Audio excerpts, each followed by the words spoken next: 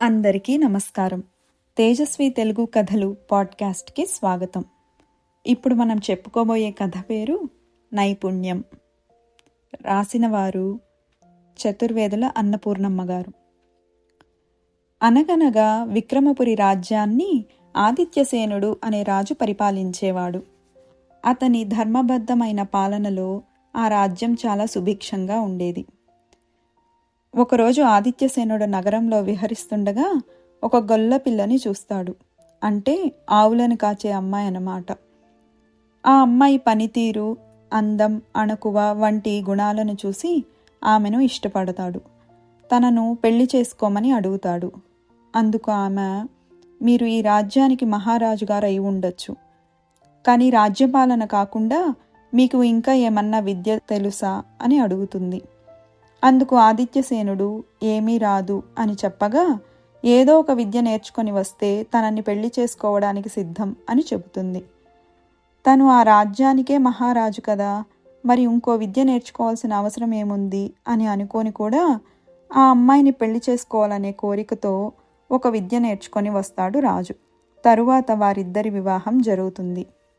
ఇది ఇలా ఉండగా ఒకరోజు ఆదిత్యసేనుడు కొంతమంది సైనిక దళంతో వేటకు బయలుదేరుతాడు. అతను అడవిలో అలా ముందుకు వెళ్ళగా దారి తప్పి దోపిడీ దొంగలకు చిక్కుతాడు. ఆ దోపిడీ దొంగలు ఆదిత్యసేనుణ్ణి తమ స్థావరంలో బంధిస్తారు. అక్కడ విక్రమపురి రాజ్యంలో రాజుగారు లేక రాణిగారు మరియు మంత్రివర్యులు రాజ్యాన్ని నడిపిస్తుంటారు. రాజు కోసం వెతికించే ప్రయత్నాలు కూడా చేస్తుంటారు. దోపిడీ దొంగల ఆధీనంలో ఉన్న ఆదిత్యసేనుడు ఆ దొంగలను గమనిస్తూ ఉండేవాడు.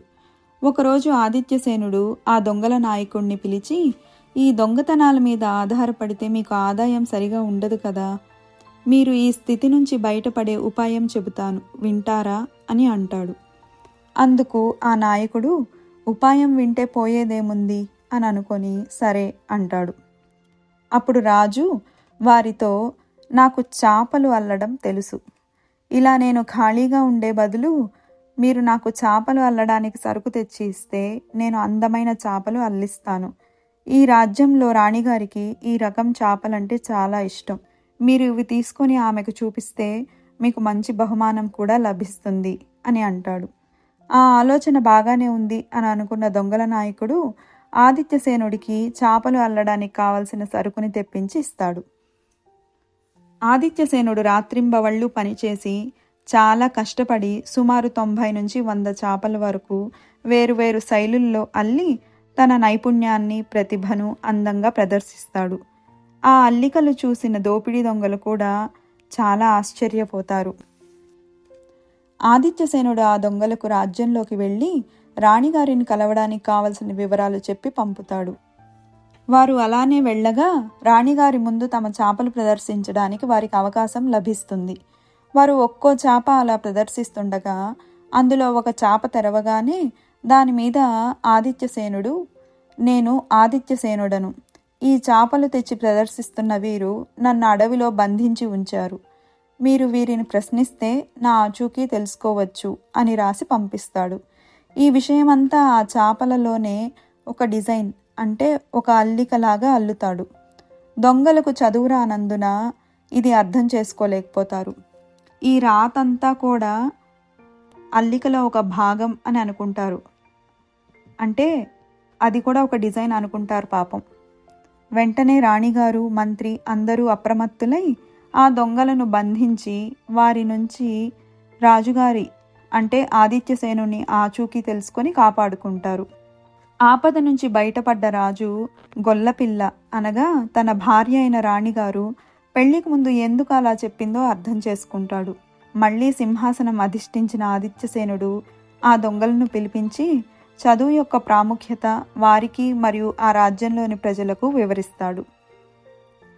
చదువుకునే చదువు ఒక్కటే కాకుండా ఇంకా ఏదో ఒక పనిలో నైపుణ్యం సంపాదించాలని, దాని వలన జీవితంలో ఏదో ఒక సమయంలో అది అక్కరకు వస్తుంది అని రాజు అందరికీ చెప్తాడు. అలాంటి ఒక నైపుణ్యం అంటే చాపలు అల్లడం తనను ఈరోజు ఎలాంటి ఆపద నుంచి కాపాడిందో కూడా వారందరికీ తెలియచేస్తాడు. చూసారా పిల్లలు, నేను ఈ రాజ్యానికి మహారాజుని. నాకేంటి అని రాజు అనుకొని ఉంటే దొంగల బారిన పడినప్పుడు ఎలా బయటపడేవాడు?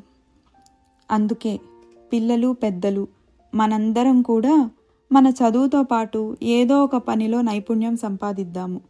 అది మనకు జీవితంలో ఎప్పుడో ఒకప్పుడు ఉపయోగపడుతుంది.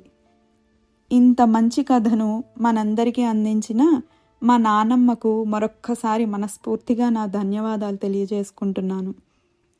సర్వే జన సుఖినో భవంతు. నమస్తే.